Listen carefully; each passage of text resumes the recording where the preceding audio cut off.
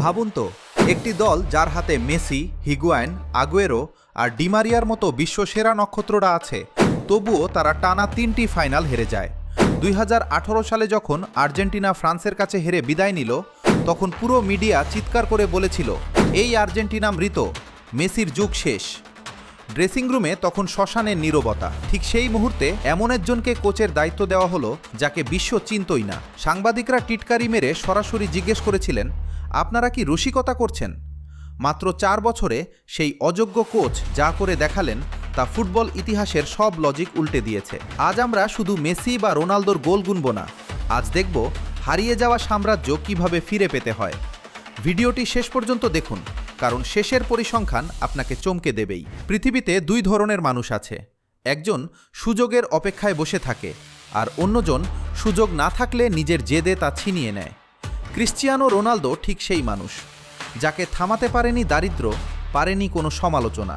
2016 euro ফাইনালের সেই রাতটির কথা মনে আছে? ইনজুরি হয়ে মাঠ ছাড়ার সময় তার চোখে জল ছিল, কিন্তু হার মানেননি। সাইডলাইনে দাঁড়িয়ে কোচের মতো চিৎকার করে দলকে জেতালেন। রোনালদোর শরীরে মাত্র 11% ফ্যাট, লাফ দেওয়ার ক্ষমতা বাস্কেটবল খেলোয়াড়দের চেয়েও বেশি। অন্যদিকে লিওনেল মেসি, যার বাম পায়ে যেন ঈশ্বর নিজে জাদু লিখে দিয়েছেন। একজন পরিশ্রমের মেশিন, অন্যজন ফুটবলের কবি। কিন্তু প্রশ্ন হলো, ব্যক্তিগত অর্জন কি একটি দলকে সেরা বানাতে পারে? 2018 সালের সেই ভাঙাচোরা আর্জেন্টিনা দলে লিওনেল স্কালোনি যখন এলেন, তিনি প্রথমেই একটা দেওয়াল ভেঙে ফেললেন।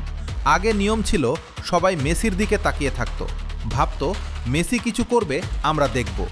স্কালোনি এসে বললেন, না, এখন থেকে তোমরা মেসির জন্য খেলবে না, তোমরা আর্জেন্টিনার জন্য লড়বে। তিনি রদ্রিগো ডি পলকে বানালেন মেসির বডিগার্ড, এনজো ফার্নান্দেজ আর ম্যাক অ্যালিস্টারকে দিলেন মাঝমাঠে নিয়ন্ত্রণ।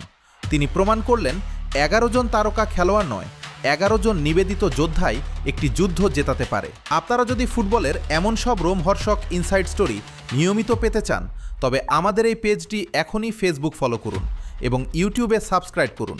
ফলো না করলে কিন্তু আপনারা ফুটবলের ইতিহাসের অনেক বড় কিছু মিস করবেন। আসুন এবার লজিক দিয়ে কথা বলি।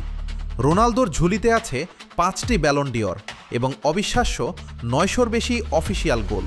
তিনি 3টি ভিন্ন দেশের লিগ জিতেছেন। অন্যদিকে মেসির সংগ্রহে 8টি ব্যালন ডিওর এবং 1টি কাঙ্ক্ষিত বিশ্বকাপ।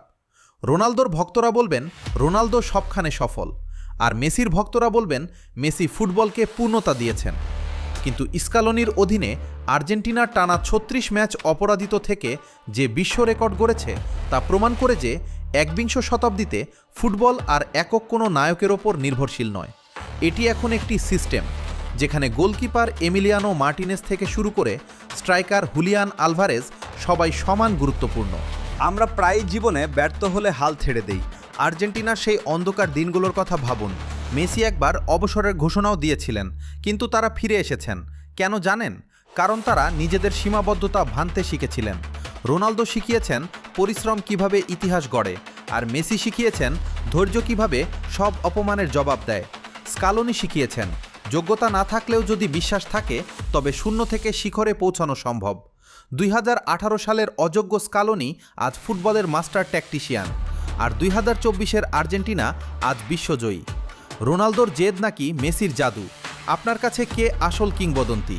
আজ কোনো বিতর্ক নয়, আপনার মনের কথাটি কমেন্টে লিখে জানান।